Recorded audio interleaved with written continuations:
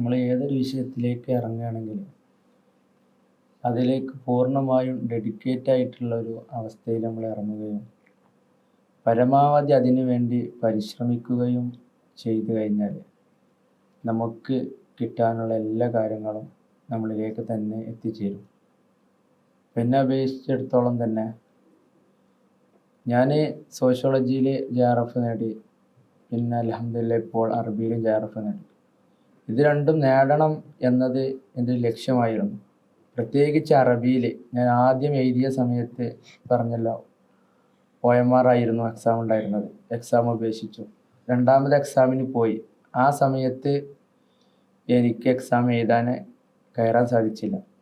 പിന്നെ മൂന്നാമത്തെ എക്സാം ആയപ്പോൾ പ്രത്യേകിച്ച് പറയാനുള്ളത്, ഈ രണ്ട് എക്സാമിനും എന്നെ പൂർണ്ണമായിട്ടും സപ്പോർട്ട് ചെയ്തത് എൻ്റെ ഉപ്പയായിരുന്നു.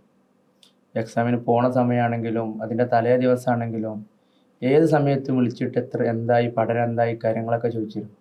പക്ഷെ അവസാനത്തെ എക്സാം എത്തിയപ്പോൾ എൻ്റെ ഉപ്പ ഇന്നില്ല, മരണപ്പെട്ടു പോയിട്ടുണ്ട്.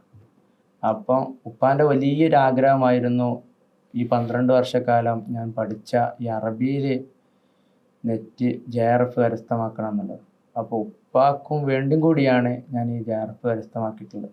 അപ്പോൾ എന്ത് നമ്മൾ നേടുകയാണെങ്കിലും അതിന് സ്ട്രോങ് ആയിട്ടുള്ള ഒരു തീരുമാനം നമ്മൾ എടുത്തു കഴിഞ്ഞാൽ, എന്തായാലും ഞാൻ നേടും എന്നൊരു തീരുമാനം എടുത്തു കഴിഞ്ഞാൽ അത് എത്ര പ്രതിസന്ധികൾ നമുക്കുണ്ടെങ്കിലും എത്ര തടസ്സങ്ങൾ നേരിടേണ്ടി വരികയാണെങ്കിലും അതെല്ലാം തരണം ചെയ്തിട്ട് നമുക്ക് മുന്നോട്ട് പോകാൻ സാധിക്കുകയും നമ്മുടെ ലക്ഷ്യം നമ്മൾ കരസ്ഥമാക്കുകയും ചെയ്യും എന്നത് എൻ്റെ ജീവിതത്തിലൂടെ ഞാൻ മനസ്സിലാക്കിയ കാര്യമാണ്.